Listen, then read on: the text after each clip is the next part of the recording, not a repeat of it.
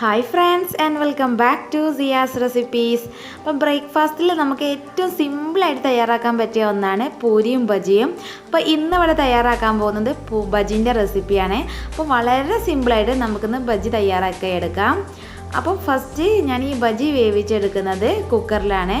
അപ്പം കുക്കർ നന്നായിട്ട് ചൂടാക്കിയെടുക്കുക. ചൂടായതിന് ശേഷം ഇതിലേക്ക് 2 ടേബിൾ സ്പൂൺ ഓയിൽ ചേർത്ത് കൊടുക്കാം.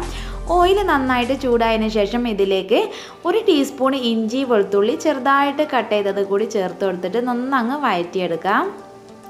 ഇനി ഇതിലേക്ക് എരിവിന് ആവശ്യമായിട്ടുള്ള 2 പച്ചമുളക് ചേർത്ത് കൊടുക്കുന്നുണ്ട്. എന്നിട്ട് പച്ചമുളകും ജസ്റ്റ് ഒന്ന് വഴന്ന് വരട്ടെ. അപ്പോൾ പച്ചമുളക് നന്നായിട്ട് വഴന്ന് വന്നിട്ടുണ്ട്. ഇനി ഇതിലേക്ക് ഒരു മീഡിയം സൈസിലുള്ള സവാള ചെറുതായിട്ട് കട്ട് ചെയ്തതും കൂടി ചേർത്ത് കൊടുത്തിട്ട് ജസ്റ്റ് ഒന്ന് വഴറ്റിയെടുക്കാം. ഇനി ഇതിലേക്ക് ഒരു മീഡിയം സൈസിലുള്ള തക്കാളിൻ്റെ പകുതിയാണ് ചേർത്ത് കൊടുക്കുന്നത്. അപ്പോൾ ചെറിയ തക്കാളി ചേർത്ത് കൊടുക്കുക, അല്ലാന്നുണ്ടെങ്കിൽ ഇതുപോലെ ഒരു പകുതി ചെറുതായിട്ട് കട്ട് ചെയ്തതും കൂടി ചേർത്ത് കൊടുത്തിട്ട് ജസ്റ്റ് ഒന്ന് വഴന്ന് വരട്ടെ. ഇതൊക്കെ നമുക്ക് കുക്കറിൽ വേവിച്ചെടുക്കുന്നതായതുകൊണ്ട് ജസ്റ്റ് ഒന്ന് വെളിച്ചെണ്ണയിലൊന്ന് വഴന്ന് വന്നാൽ മാത്രം മതി. ഇനി ഇതിലേക്ക് ഒരു 1/4 ടീസ്പൂൺ മഞ്ഞൾപ്പൊടി അതുപോലെ തന്നെ ആവശ്യത്തിന് ഉപ്പും ചേർത്ത് കൊടുത്തിട്ട് നന്നായിട്ടൊന്ന് വഴറ്റിയെടുക്കാം.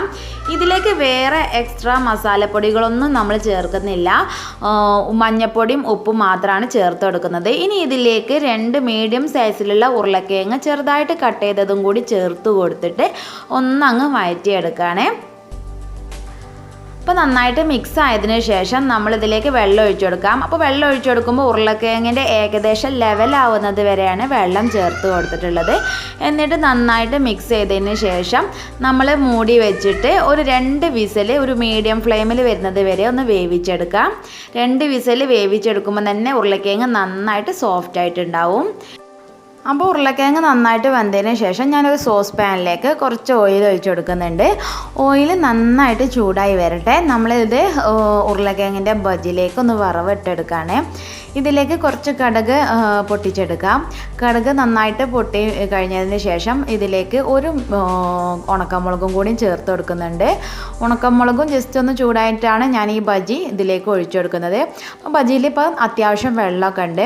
പിന്നെ അതുപോലെ തന്നെ ഉരുളക്കിഴങ്ങ് നമുക്ക് ഈ ബജിയിൽ ഒന്ന് ഗ്രേവി ആക്കി എടുക്കണം, ഒന്ന് കുറുക്കിയെടുക്കണം.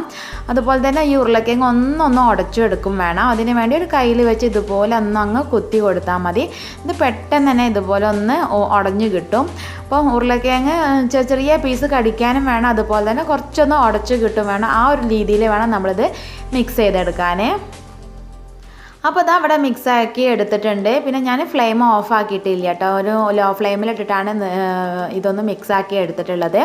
അപ്പോൾ ഇത് ഒന്ന് ജസ്റ്റ് ഒന്ന് കുറുകി കിട്ടിയാൽ മതി, ഒരുപാട് അങ്ങ് കുറുകേണ്ട ആവശ്യമില്ല. ഇത് ചൂടാറി കഴിഞ്ഞാൽ കുറച്ചും കൂടി ഒന്ന് ടൈറ്റായി കിട്ടും. അപ്പോൾ ഇതാ ഈ ഒരു കൺസിസ്റ്റൻസിൽ ഞാൻ ഫ്ലെയിം ഓഫാക്കി വെക്കുന്നുണ്ട്. അപ്പം നമുക്ക് സിമ്പിളായിട്ട് തയ്യാറാക്കാൻ പറ്റിയ ഉരുളക്കിഴങ്ങിൻ്റെ ബജി ഇവിടേക്ക് തയ്യാറായിട്ടുണ്ട്. പൂരിയുടെ കൂടെയും അതുപോലെ തന്നെ ചപ്പാത്തിൻ്റെ കൂടെയൊക്കെ കഴിക്കാൻ പറ്റിയുള്ള നല്ല അടിപൊളിയായിട്ടുള്ള ഉരുളക്കിഴങ്ങ് ബജിൻ്റെ റെസിപ്പിയാണ് കാണിച്ചിട്ടുള്ളത്. അപ്പോൾ വീഡിയോ ഇഷ്ടമായിട്ടുണ്ടെങ്കിൽ ലൈക്ക് ചെയ്യാനും ഷെയർ ചെയ്യാനും മറക്കരുത്.